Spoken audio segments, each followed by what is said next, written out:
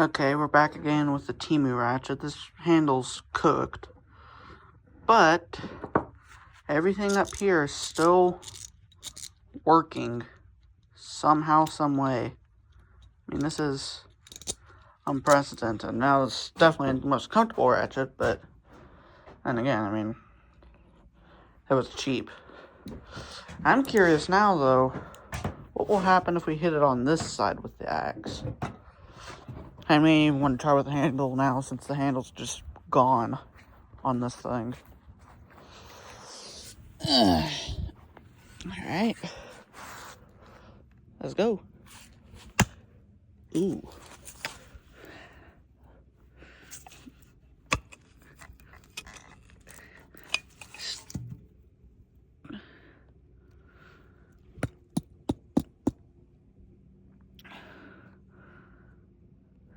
Just a small ding right there. And other than that, it's fine. Dang.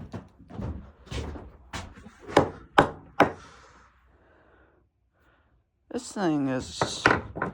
Let's see, is it still... Ooh. Although... Okay, hold on, let's see. Let's try switching it there first.